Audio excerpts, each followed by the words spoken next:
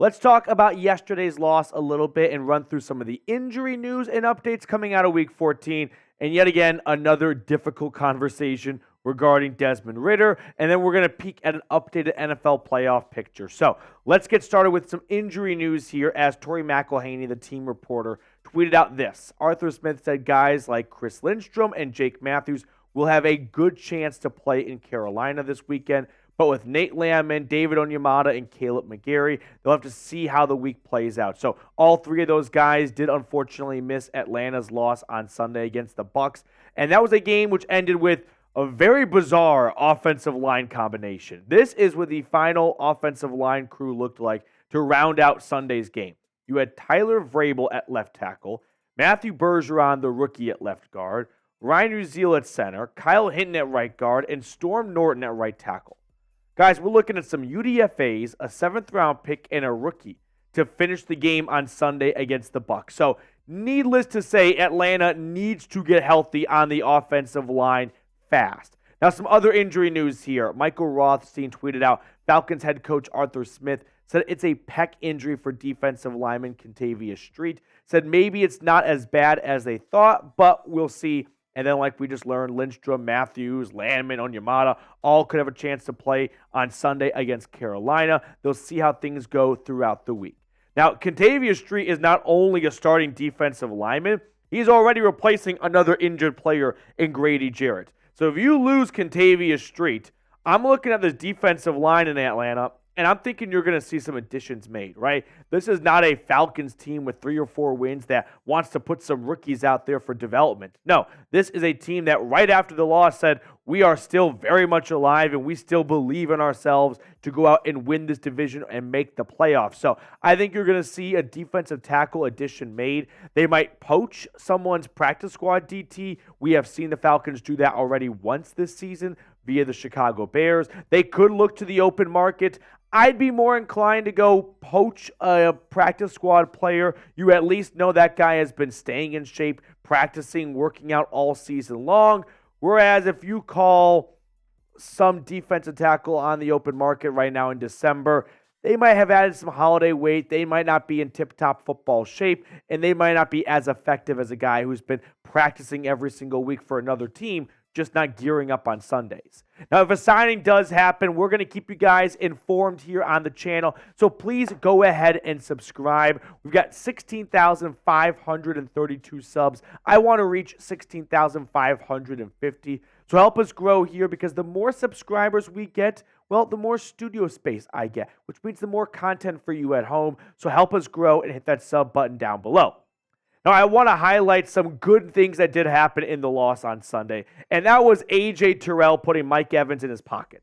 6 targets, 1 reception, 8 yards. Mike Evans, who has been a Falcon killer for his entire stay so far in Tampa Bay, had nothing going on Week 14, and that's because he was lined up against A.J. Terrell, who yet again had another really strong day. Terrell has put together, I think, maybe the best season all around of his young NFL career. If it's not the best season, it's the second best season, and it comes at a very pivotal time with him heading towards free agency and whether or not Atlanta wants to extend their star CB1. So credit to Terrell. Again, there were some good things. There were some bad things on Sunday. In my eyes, it was a systems failure on offense, defense, and special teams at different moments that attributed to the loss, right? Special teams, Younghoe Koo, if he makes one of those 2 field goals, the first time in his Falcons career, by the way, that he missed more than 1 field goal in a game, well, Atlanta might play things out a little bit differently on that final drive, right?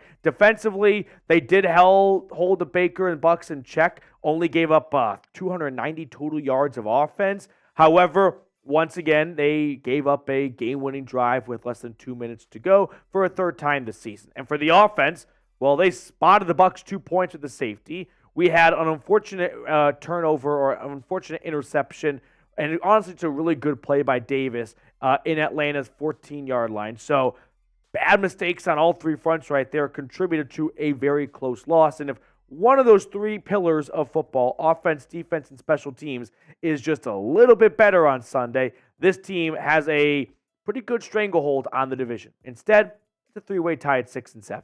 Now, next up on the show, we're going to talk about Desmond Ridder again. because it feels like his time as a starter in Atlanta is coming to a very, very quick ending over the next 4 games. But we're going to talk about whether or not that is fair to Desmond Ridder and whether or not he's going to be the starter in 2024. Now, before we get to all that good stuff, I do want to shout out our awesome sponsor here at Falcons Today, which is Prize Picks. Monday Night Football doubleheader, and it's not the greatest slate. Let's just call it what it is. I don't think we're seeing a lot of people get up out of their seats for Giants, Packers, or for Dolphins, Titans. But with Prize Picks, you can stay locked in on the games. And here's what I mean. All you do at Prize Picks is pick more or less on 2 to 6 player stat projections. And the more selections you make, well, the greater potential winnings. So for Monday Night Football's doubleheader, I'm going with the more on Devon Achane just to score 1 touchdown. Just need 1 from Devon Achane. I'm also going to take the more on Derrick Henry's rushing yards. I'll take the more on Jordan Love's passing yards. And why not go for a clean sweep of the mores on Saquon Barkley's rushing yards? So go to prizepicks.com/CLNS and use code CLNS for a first-time deposit match up to $100. Now, I put that link in the comments and description of today's video. So shout out to Prize Picks, daily fantasy sports made easy. Now, let's talk about Desmond Ridder and whether or not these next 4 games could be the final 4 games he plays as a starter for the Atlanta Falcons. It's a little bit of an interesting time to have this conversation again because people are fed up with Ridder, and understandably so, as he comes off a game in which he threw a career-high 347 yards. If I told you Sunday morning, Desmond Ridder's going to throw for a career-high 347 passing yards, your immediate response probably is not going to be, bench his ass, get a new quarterback. His time in Atlanta is done. But unfortunately, that has been the Desmond Ridder experience. Because when you look at the whole body of work, yes, he threw for a touchdown, he rushed for a touchdown, he wants the ball in his hands in the 4th quarter. We saw that yet again on Sunday, but he also threw an interception, and he cost the team a safety by fumbling in the end zone, recovered by the fullback. And the turnovers just continue to be way too big of a problem to overlook.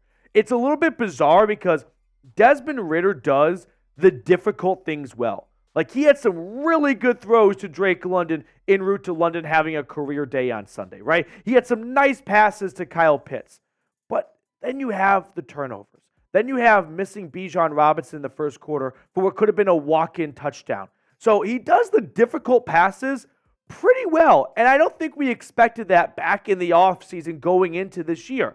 But it's the simpler things and then the medium things like not turning the ball over, which isn't super duper simple, but it's definitely a lot easier to do than some of the passes he made to Drake London on Sunday. He can't figure it out. And at some point, it's just too big of an issue to stomach or to work around and to go, we can work on that in practice. Guys, it's December. They've had a long time to work on this in practice. I don't think the turnovers are going away anytime soon, right? If we go back to the last Bucs game for a moment, 3 turnovers in the red zone. 1 was a bit unlucky on the snap exchange from the center. You can maybe chalk that up to the center if you really wanted to. Another one was him diving for the pylon, gets knocked out at the 1-inch line. It's unfortunate. It's not the first time it's happened, and it's definitely something you can coach. Another one is him getting a strip sack on a big hit from his blind side. You can look at those 3 turnovers right there and go, hey, we can kind of just break this down and fix a lot of these issues.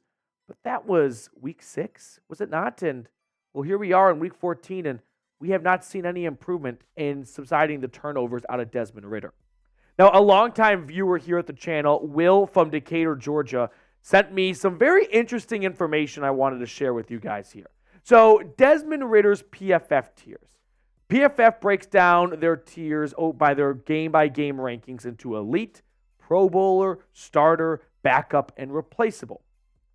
Desmond Ridder has played 0 elite games, all according to PFF. So PFF has their own opinions, and it's not the end-all, be-all. It's not the word of God, but I think it's a good starting point. 1 Pro Bowl game from Desmond Ridder, 4 games where he was graded as a starter, 1 game he was graded as a backup, and 9 games in his career being graded as replaceable, meaning not even someone you really need on your practice squad. That's Desmond Ridder's career right there from PFF. All right, let's look at Marcus Mariota now, who only had one season in Atlanta, and he had 2 games deemed as a starter, 8 games deemed as a backup, which is pretty fitting for Marcus Mariota, and 3 games deemed as replaceable. So in a vast majority, I mean, go back to Desmond Ridder for a moment here. 3 games Mariota for the Falcons deemed replaceable, okay? Let's go back to Desmond Ridder. 9 games deemed as replaceable. Not even a backup, right? Just, hey, if you had to bring some UDFA off the street in, he could do just as good of a job as Desmond Ridder is doing right now. I think they're a bit harsh on Desmond Ridder because he makes some really good throws that a lot of backup QBs cannot make, but I think there is something to be said about Desmond Ridder not even putting up numbers that you can get out of a backup quarterback, or not numbers, but putting up consistent play. And finally, for a point of reference, here's Matt Ryan's career in Atlanta. 8% of his games as a Falcon were deemed elite. 24% of his games deemed a Pro Bowler. 34% of his games a starter. I mean, right there, elite, Pro Bowler, starter combined. Over 2/3 of Matt Ryan's career in Atlanta was at least as a starter, if not better, according to PFF. 28% of his games, he played like a backup, and 19% of his games, which, by the way, I looked at as 19%. Majority comes from his first year in Atlanta as a rookie and his last year when he was unfortunately on his downfall. So a lot of that comes from his first and his last year as a Falcon. But let me know, should the Falcons draft a quarterback? I'm definitely in favor of adding a quarterback via the draft. Now the question is, do you want to do it in round 1? Or do you want to go another Desmond Ridder route where, hey, we're going to wait till rounds 2, 3, or 4 and maybe get a mid quarterback and put ourselves back in the same spot we are right now in 2 or 3 seasons? So if Atlanta really starts to lose, man, Jaden Daniels, make it happen. Make it happen, baby. All right, let's wrap up the show by looking at the updated NFC playoff picture. The Bucs currently hold the tiebreaker over Atlanta and New Orleans, by the way, at 4-7, and they are on a collision course to play the Eagles in the first round. So it's a bit ironic because that's what the first 17 playoff matchup was for those 2 teams, and well, the Bucs took care of Philly that time. But right now, Atlanta, well, the odds to win the NFC South. Let's start right there. The Bucs currently hold the best odds at 48%. This is all from the New York Times, by the way. The Falcons are next up at 29%, and the Saints are last at 24%. Now, odds to make the playoffs, just make it as a wild card or as a division winner. Bucs at 55, Falcons at 33, Saints at 28. And when you look at Atlanta's remaining schedule, what looked to be like a bit of a cupcake schedule early on is getting a little bit tougher. The Panthers has to be a win. If they lose on Sunday, the season's over. There's no doubt about it. Week 16, you have the Colts at home. That's technically the best remaining team of this 4-game slate right here. So it's good to have them at home compared to on the road. But Week 17 and Week 18, man, going to Chicago in December against a Bears team that's won a couple in a row right now, that's not looking to be like a gimme like it was a few weeks ago. End the season in New Orleans, just a tough place to play throughout the record books kind of games. So some tough games coming up. Atlanta's got to take care of business in Week 15 at Carolina. Start there, get back to 500, and get back to 7-7. Now, part of me goes, if the Falcons could go on a run here and go 3-1 in that stretch and make the playoffs, and Desmond Ridder even wins a playoff game, does that change the tune to our conversation about Ridder and his future in Atlanta? And I wrote out initially, right here at the bottom, only way Ridder stays is if Atlanta wins a playoff game.